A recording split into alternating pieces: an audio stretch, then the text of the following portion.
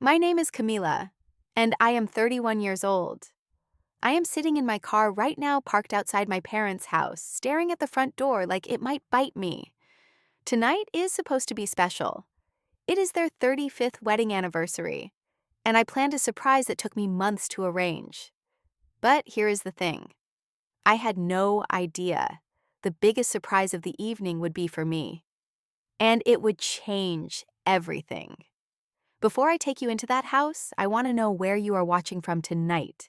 Drop a comment and let me know. If you have ever felt like the invisible one in your family, the one who works the hardest but gets noticed the least, stay with me through this story. Hit that like button, subscribe if you have not already, and let us walk through that door together. Let me tell you about the Mendez family. My father, Frank Mendez, is 58 years old. He is a second-generation Mexican-American, and he has spent the last 28 years working his way up at a tech company called Vertex Industries. He started in the mailroom, if you can believe that. Now, he is a mid-level operations manager. To him, that title means everything. He talks about it at every family gathering, every holiday dinner, every chance he gets. He sees it as proof that he made it, that the son of immigrants can climb the ladder in America. My mother, Diane, is 56. She came from a middle-class white family in Oregon. She gave up her career as a dental hygienist when my older sister was born, and she never went back. She prides herself on being a homemaker, on raising 3 children, on keeping the family together. But she also has very specific ideas about what success looks like, especially for her daughters. In her mind, success means marriage, children, a big house, and a husband who provides. Then there are my siblings. Patricia is my older sister. She is 35, married to a surgeon named Dr. Kevin Palmer, and they live in a massive house in Bellevue with their 2 children. Patricia has not worked a single day since her wedding. Kevin pays for everything. The private school tuition for the kids, her designer clothes, her spa days, her vacations. But in my parents' eyes, Patricia is the golden child. She did everything right. She followed the script. My younger brother Derek is 27. He graduated from college 6 months ago with a business degree, and he has been unemployed ever since. He lives in my parents' basement, plays video games until 3 in the morning, and sleeps until noon. He has not applied for a single job in months. But my parents treat him like he is just taking his time finding the right opportunity, being selective. He is the baby of the family, the only son, and he can do no wrong. And then there is me, Camila, the middle child, the quiet one, the one who left home at 18 with a scholarship I applied for myself, worked 2 jobs through college, and never asked my parents for a single dollar. I graduated with honors, got a job in tech, and built my career from the ground up. But in my parents' eyes, I am the strange one. 31, unmarried, no children, always working. They do not understand what I do for a living, and honestly, they have never really asked. Here is the part of my story that makes everything complicated. I am the Chief Technology Officer at Vertex Industries. Yes, the same company where my father has worked for 28 years. I am his boss's boss's boss. But he has no idea. When I joined Vertex 8 years ago as a junior software engineer, I made a deliberate choice. I did not want anyone to know I was Frank Mendez's daughter. I did not want whispers in the hallways about nepotism or favoritism. I wanted to earn my place on my own merit, so I used my middle name and my maternal grandmother's maiden name. At Vertex, I am Camilla Rose Thornton. At home, I am Camilla Rose Mendez. 2 names, 2 worlds, and they have never collided. My father works in operations at our Seattle office. I work primarily from our San Francisco headquarters, though I travel frequently. The CTO does not spend much time with mid-level operations managers. Our paths have simply never crossed professionally. He has no reason to know who Camilla Thornton is, and I have never given him one. But tonight, I plan to bridge those 2 worlds at least partially. I arranged for Harold Whitmore, the CEO of Vertex Industries, to come to my parents' anniversary dinner. I wanted him to present my father with a special recognition award for 25 years of dedicated service, along with a significant bonus. I wanted my father to feel honored, celebrated, seen. I thought it would be the perfect surprise. I also brought flowers, expensive ones, and a card I spent hours writing. In my purse, there is an envelope containing a check for $50,000, my gift to my parents for their anniversary and their future retirement. I thought tonight would be the night they finally saw me, finally understood that I had made something of myself, even if it was not the life they imagined for me. I took a deep breath, grabbed the flowers and gift bag from my passenger seat, and walked up the driveway. The house was already full of people. I could hear laughter through the windows, see figures moving in the warm light of the living room. My heart was beating fast, a mixture of hope and the familiar anxiety I always felt when coming home. When I opened the door, my mother was the first to see me. She looked up from her conversation with her friend Ruth, gave me a quick smile and said, "Oh, Camilla, you made it." Then she turned right back to Ruth and continued talking about Patricia's new kitchen renovation. No hug, no questions about my drive, no interest in what I was carrying. Patricia was sitting on the couch looking perfect in a cream-colored dress that probably cost more than some people's monthly rent. Her husband Kevin sat beside her scrolling through his phone with the bored expression of a man who knew he was the most important person in the room. Their two kids were somewhere in the back being watched by a babysitter Patricia had brought. Derek was sprawled on the other couch, thumbs flying over his phone screen, completely oblivious to everything around him. He did not even look up when I walked in. I set the flowers and gift bag on the side table near my mother. She glanced at them, briefly said, "Oh, those are nice," and did not touch them. 5 seconds later, she was showing Ruth the diamond earrings Patricia had given her, going on about how thoughtful her oldest daughter was, how lucky she was to have such a generous child. I stood there for a moment, holding nothing, now feeling like a ghost in my own family's home. But I told myself it did not matter. In a couple of hours, Mr. Whitmore would arrive, and everything would be different. I just had to wait. Dinner was served at 7:30. My mother had cooked my father's favorite meal pot roast with all the trimmings. Everyone gathered around the big dining table, the one we only used for special occasions. There were 15 people in total, including some of my parents' friends from church and a few neighbors. I found my seat near the end of the table, away from the center, where Patricia and Kevin held court. As soon as the food was served, the conversation turned to the usual topics. How wonderful Patricia's children were doing in school. How Kevin's surgical practice was thriving. How blessed my parents were to have such a successful son-in-law. I tried to join in a few times. At one point, I mentioned that my company had just launched a major product that was getting great reviews in the tech press. My mother cut me off before I could finish the sentence. "Camila," she said, "work talk can wait. This is a celebration. Let us focus on happy things." I closed my mouth and went back to my pot roast.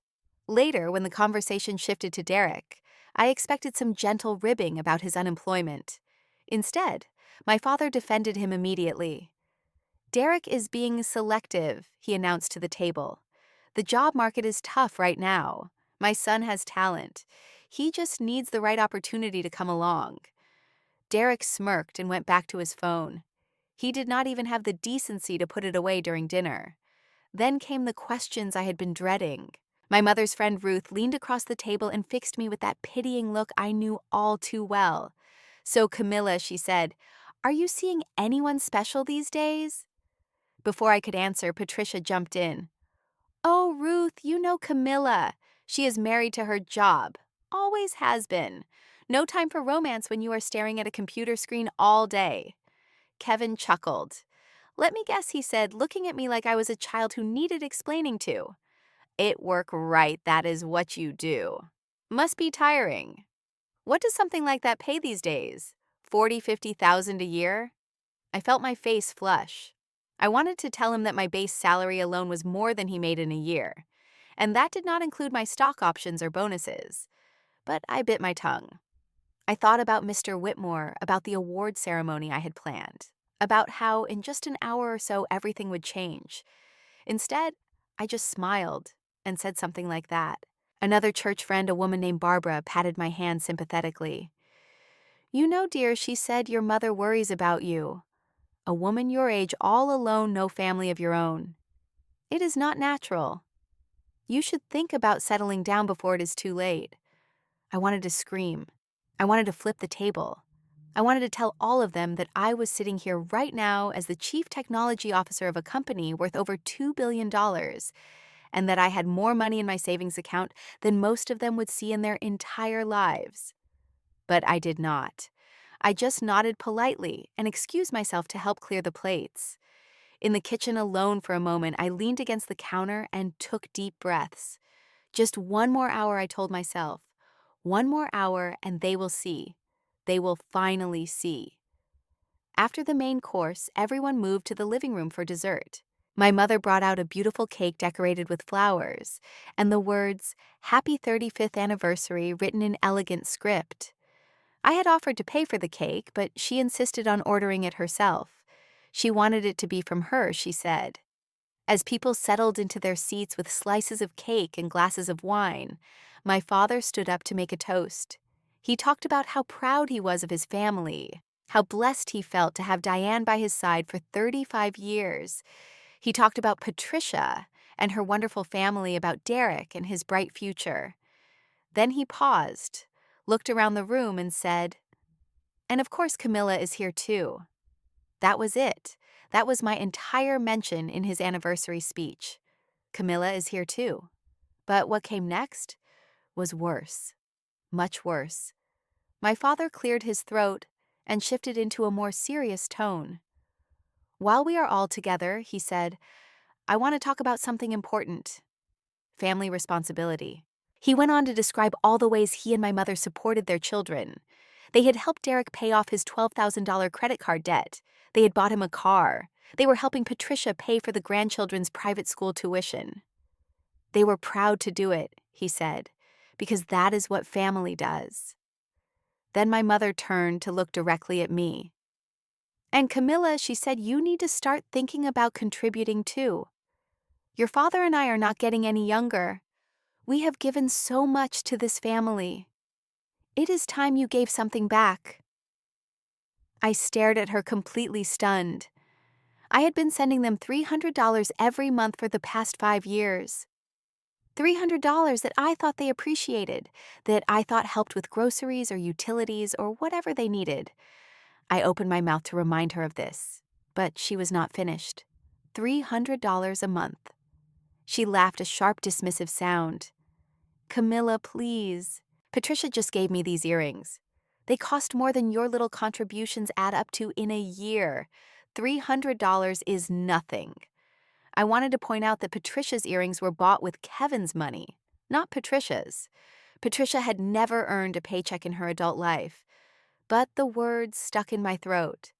My father picked up where my mother left off. His voice was harder now, heavier with disappointment. "Camila," he said, "I am going to be honest with you. You are the only one in this family who has never really contributed anything meaningful. Patricia takes care of her family. Derek is young, he is still finding his way. But you live alone. You have no family responsibilities, no mortgage, no children. Where does all your money go? What do you do with it?" I felt my hands start to tremble under the table. I could not believe what I was hearing. I, who had never asked them for a single dollar. I, who had supported myself completely since I was 18 years old. I was being lectured about contribution by parents who had never once asked about my life, my work, my struggles, my successes. Derek, who had been silent throughout dinner, suddenly looked up from his phone with a smug grin. "Come on, sis," he said, "you work in IT, right? You must be making decent money. What, you spending it all on fancy vacations and handbags while the rest of us struggle?" The hypocrisy was so thick I could taste it. Derek, who had not worked a single day in 6 months. Derek, who lived rent-free in our parents' basement. Derek, who had his credit card debt, his car, his food, his everything paid for by the people sitting at this table. He was calling me out for not contributing. But it was my father's next words that broke something inside me. He looked at me with genuine disappointment in his eyes, the kind of look a parent gives a child who has failed them in the deepest way. "Camilla," he said slowly, "you live like a freeloader. You enjoy your life, spend your money on yourself, and give nothing back to the family that raised you. I expected more from you. Freeloader. The word hung in the air like poison. I who had worked 2 jobs through college. I who had never taken a single dollar from my parents after high school.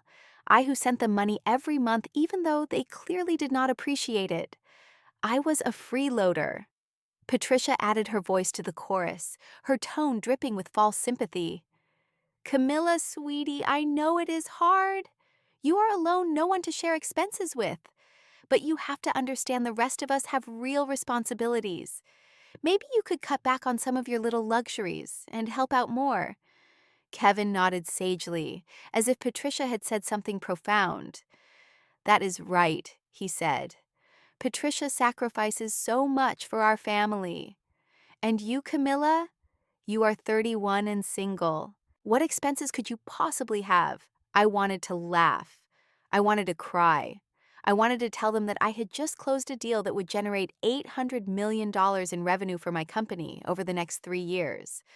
I wanted to tell them that my little luxuries included a penthouse apartment in downtown Seattle, that I owned outright an investment portfolio worth more than their house, and a seat on the board of 2 nonprofit organizations. But I said nothing. I just sat there feeling smaller and smaller with every word they spoke. My mother delivered the final blow. Camilla, she said, shaking her head with that disappointed sigh she had perfected over the years. I do not understand where I went wrong with you. No husband, no children, a job. No one understands. I just hope you do not become a burden on this family when you are older. Promise me you will at least try to do better. I could not breathe. The room felt like it was closing in on me. I mumbled something about needing to use the bathroom and practically ran from the table. In the small powder room down the hall, I locked the door and stared at myself in the mirror. My eyes were red. My hands were shaking. I splashed water on my face and tried to steady my breathing. I kept thinking about the check in my purse, the $50,000 I had planned to give them as an anniversary gift. I thought about Mr. Whitmore, who would be arriving any minute now. I thought about all the years I had spent trying to make these people proud, trying to prove that I was worthy of their love and respect. And I wondered not for the first time if I had been trying to earn something that was never available to me in the first place. I was still in the bathroom trying to compose myself when I heard the doorbell ring. Then I heard voices, unfamiliar ones, and my mother's confused greeting. I dried my eyes, took one last look in the mirror, and walked back out to the living room. What I saw stopped me in my tracks. Standing in my parents' doorway was Harold Whitmore, the CEO of Vertex Industries. He was dressed in an elegant gray suit. His silver hair perfectly combed his posture, radiating the kind of quiet authority that came from decades of running a billion-dollar company. Behind him stood his personal assistant, carrying a large gift box and a framed plaque. My father had gone completely pale. He was standing in the middle of the living room, mouth open, looking like he might faint. Mr. Whitmore, he stammered, I do not understand. What are you doing here? Mr. Whitmore smiled warmly and extended his hand. Frank, do not worry. I am here for a very special reason. May I come in? My mother ushered them inside her face, a mixture of confusion and sudden social anxiety. The CEO of her husband's company was standing in her living room, and she had no idea why. Patricia had stood up from the couch, smoothing her dress. Kevin put away his phone for the first time all evening. Even Derek looked up, his gaming face replaced by genuine bewilderment. Mr. Whitmore stepped into the room and looked around. His eyes scanned the faces of my family, my parents' friends, the neighbors. Then his gaze found me. And everything changed. He walked directly toward me, his smile growing wider with every step. When he reached me, he extended his hand with a slight bow of his head, the gesture of someone greeting an equal, or perhaps even a superior. Ms. Thornton, he said, his voice carrying across the suddenly silent room. It is a pleasure to finally meet you in person outside of the office. I shook his hand, feeling every eye in the room burning into me. Thank you for coming, Mr. Whitmore. I appreciate you making time for this. He waved off my gratitude. For you always. And please, I have told you 100 times, call me Harold. My father's voice cut through the silence, cracking with confusion. Miss Thornton. He looked from Mr. Whitmore to me, and back again. I do not understand. What is going on? Mr. Whitmore turned to face the room still standing beside me. He placed a gentle hand on my shoulder, a gesture of respect and affection that I had seen him use with only a handful of executives in all my years at the company. Ladies and gentlemen, he said, his voice taking on the formal but warm tone he used for important announcements, allow me to introduce someone very special. This is Camilla Rose Thornton. She is our Chief Technology Officer at Vertex Industries. She is the brilliant mind behind our most successful product launches of the past 5 years, the architect of our cloud computing division, and one of the youngest CTOs in our industry. She also happens to be Frank's daughter. The silence that followed was so complete, I could hear the clock ticking on the wall. My father stared at me. His mouth moved, but no sound came out. Patricia's hand flew to her chest, and I heard her wine glass slip from her fingers and shatter on the hardwood floor. Derek dropped his phone. My mother grabbed the back of a chair to steady herself. Mr. Whitmore continued, either unaware of or unbothered by the family earthquake he had just triggered. Miss Thornton reached out to me several months ago with a request. She wanted me to come here tonight to honor her father, Frank Mendez, for his 25 years of dedicated service to Vertex Industries. She personally arranged a recognition award, a commemorative plaque, and a substantial bonus to be presented here at this family gathering, so that Frank could be celebrated by the people who matter most to him.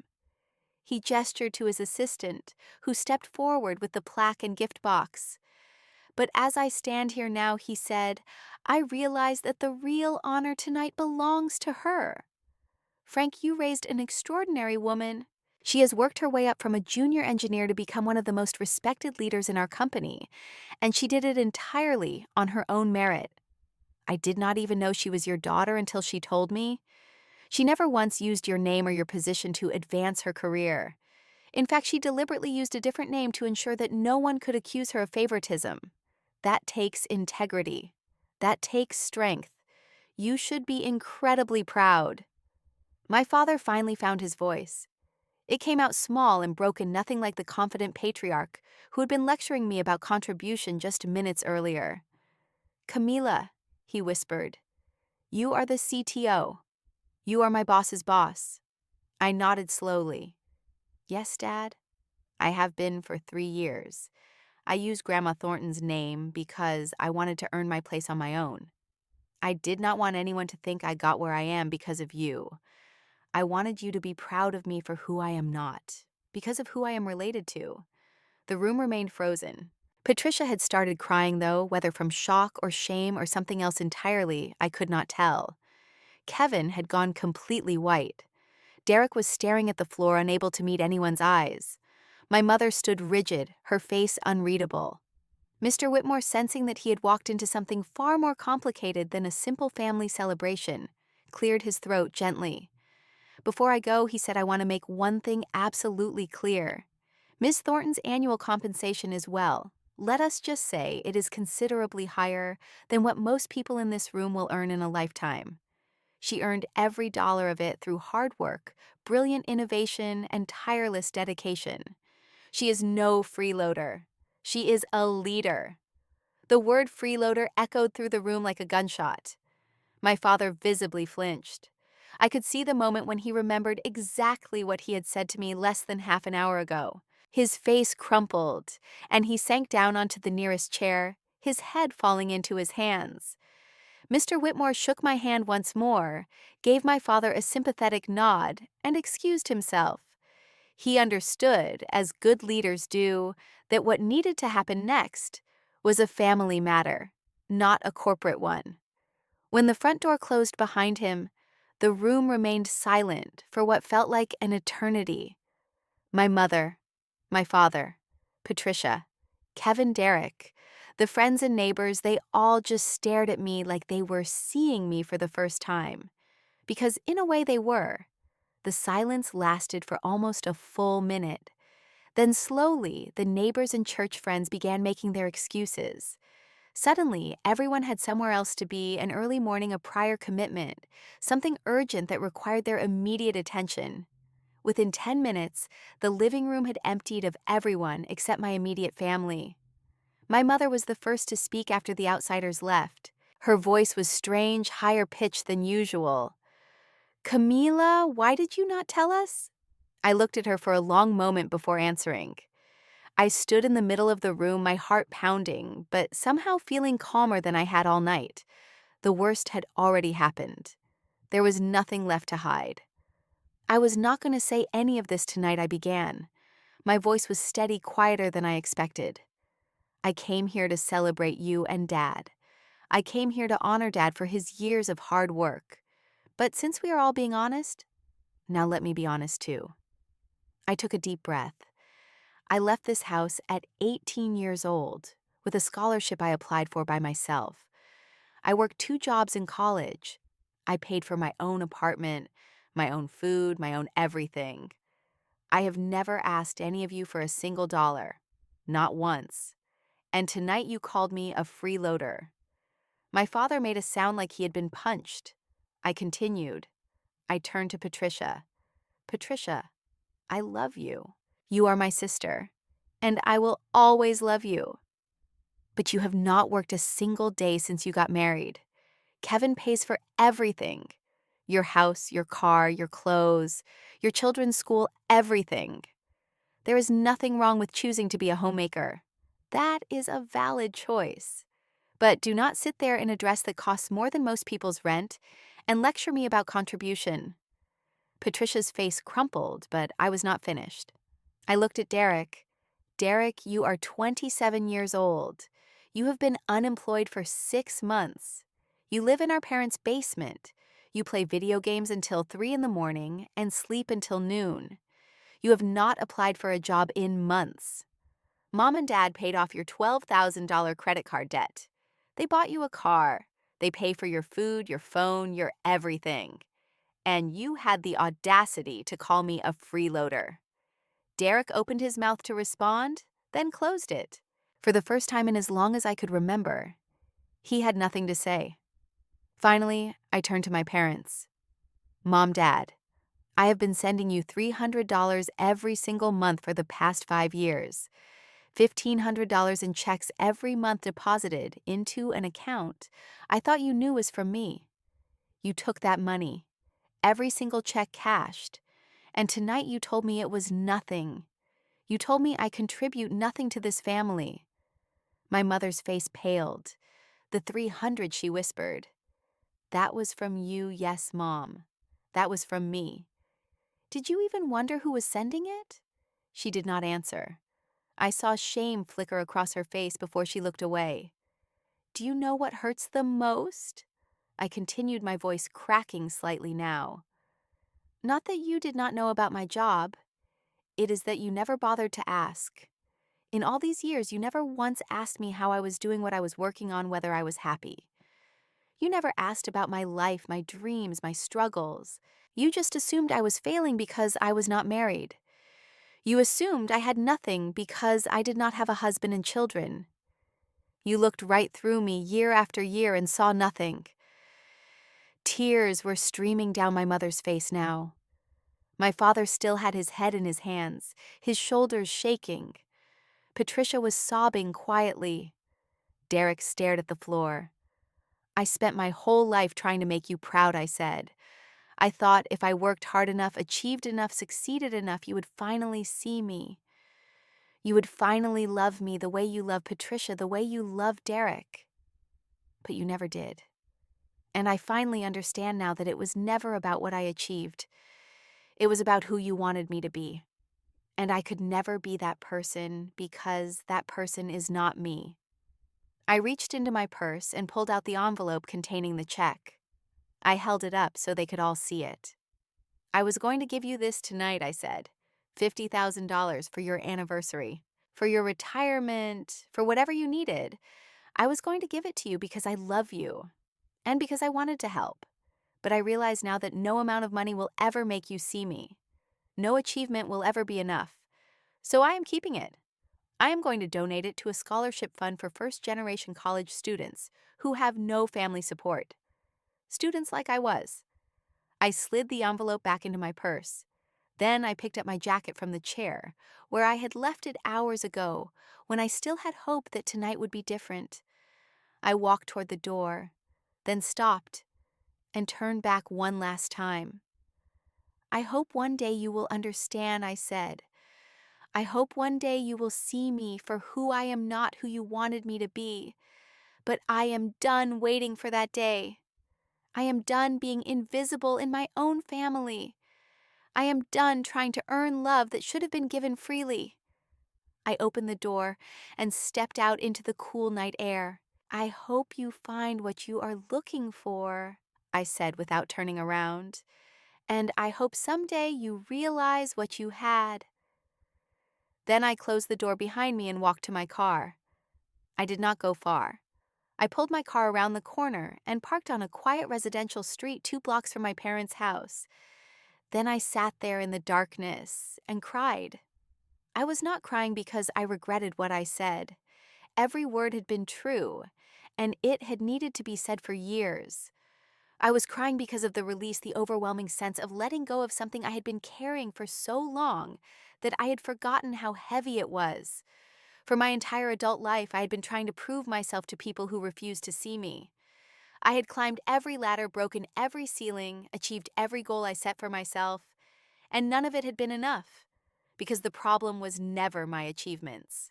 The problem was that they had already decided who I was, and no amount of evidence to the contrary could change their minds. Until tonight. My phone buzzed in my purse, then it buzzed again. And again. I pulled it out and looked at the screen. 7 missed calls from Dad, 3 from Mom. Text messages from Patricia, one after another. Camilla, I am so sorry, I had no idea. Please call me, another one. Camilla, please come back, we need to talk. And from Derek, of all people. Sis, I really messed up. I am sorry for what I said. Can we talk? I stared at the messages for a long time. Then I turned off my phone and put it back in my purse. I was not ready to talk to them. Not yet. Maybe not for a while. I needed time to process what had happened, to figure out what I wanted these relationships to look like going forward, if I wanted them at all. I drove home to my apartment in downtown Seattle. It was a beautiful place. A penthouse on the 32nd floor, with floor-to-ceiling windows overlooking the city. I had bought it outright 3 years ago after my first major stock option vesting. It was my sanctuary, the one place in the world that was entirely mine. That night, I did not sleep. I sat by the window and watched the city lights, thinking about everything that had happened, everything that had been said. The next few days at work were surprisingly normal. Mr. Whitmore sent me a brief message the morning after the dinner. I hope I did not overstep, he wrote. But you deserve to be seen. You always have. I thanked him and assured him that he had done nothing wrong. A week passed, then 2. My phone had blown up with messages from my family in those first few days, but I responded to none of them. I needed space, and I was learning, perhaps for the first time, that it was okay to take it. Then one afternoon, my assistant buzzed my office. Mrs. Thornton, there is a man in the lobby asking to see you. He does not have an appointment. He says his name is Frank Mendez. He says he is your father. My heart stopped for just a moment. Then I told her to send him up. When my father walked into my office, I barely recognized him. He looked like he had aged 10 years in 2 weeks. His face was drawn, his eyes red-rimmed, his shoulders slumped. He was wearing his best suit, the one he only wore to church on Easter. He stood in the doorway looking around at my office, at the view, at the awards on my wall, at the evidence of a life he had known nothing about. Camilla, he said, his voice rough. Can we talk? I gestured to the chair across from my desk. Sit down, Dad. We talked for almost 2 hours. He did most of the talking at first. He told me things he had never told me before, things about his childhood, his parents, his fears and insecurities. He told me about the pressure he had felt his whole life to prove himself, to show that the son of Mexican immigrants could make something of himself in America. He told me how that pressure had warped his view of success, made him obsess over appearances, made him value the wrong things. I was so focused on what success looked like. He said that I forgot to see what it actually was. You are more successful than anyone in our family has ever been. And I was too blind to see it. I looked at you and saw a daughter without a husband, without children, without the life I imagined for you. I did not see a leader. I did not see a visionary. I did not see you. He started crying then, deep heaving sobs that shook his whole body. I have never been good at watching other people cry, even people who have hurt me. But I let him cry. He needed to. When he finally composed himself, he looked at me with something I had never seen in his eyes before. Respect. Real, genuine respect. "I am so proud of you, Camilla," he said.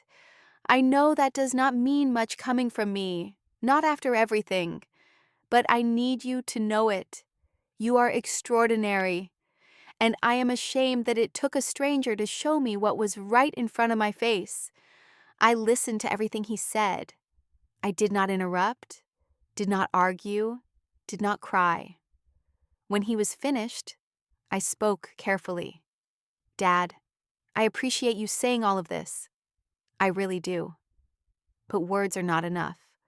I have spent my whole life trying to earn your love through achievements, through success, through proving myself. And now I know that is not how love is supposed to work. Love should not be something I have to earn. It should be something that is given freely just because I am your daughter, just because I exist." He nodded, tears still streaming down his face. "I am not saying I will never forgive you," I continued, "but I need to see change, real change, not just words, but actions. I need to feel like I matter to this family, not because of my job or my money, but because I am your daughter. Can you do that?" He met my eyes. "I will try," he said. "I swear to you I will try. Just please give me the chance." I did not promise anything that day, but I did not close the door either. The weeks that followed brought more conversations, more attempts at reconciliation. Patricia reached out separately and we met for coffee. She apologized genuinely for years of condescension and judgment. She admitted that she had always been jealous of my independence, my career, my freedom. She had chosen a traditional path because it felt safe, but some part of her had always envied my courage to choose differently. She also told me she had started looking for a part-time job. Something small, she said, but something that is mine. I think I need to find out who I am outside of being a wife and mother. I was surprised and touched. It was the first real conversation we had ever had. Even Derek wrote me a letter, a handwritten letter which was shocking in itself. In it, he acknowledged that he had been lazy, entitled, and disrespectful. He said he had started applying for jobs, real jobs, and that he was going to move out of our parents' basement within the next 3 months. He wanted to prove that he could stand on his own 2 feet. I will believe it when I see it, I thought when I read the letter. But it was a start. My mother was the hardest. She did not reach out directly, not at first. Patricia acted as an intermediary, passing messages back and forth. Eventually, my mother sent me a card. Inside, she had written, "I am sorry I did not see you. I am trying to learn how. I love you." It was not much, but from her, it was everything. 6 months have passed since that dinner. I wish I could tell you that everything is perfect now that my family transformed overnight into the loving, supportive unit I always dreamed of having. But life does not work that way. Real healing takes time, and we are still in the middle of it. What I can tell you is that things are better. Not perfect, but better. My father and I meet for coffee every few weeks. We talk about work sometimes, but more often we talk about life, about regrets, about hopes for the future. He is genuinely trying to know me as a person, not just as a daughter who failed to meet his expectations. Our relationship is still fragile, but it is growing. My mother and I are cordial now, which might not sound like much, but for us, it is progress. She asks about my work. She asks if I am happy. She does not bring up marriage or children unless I bring them up first.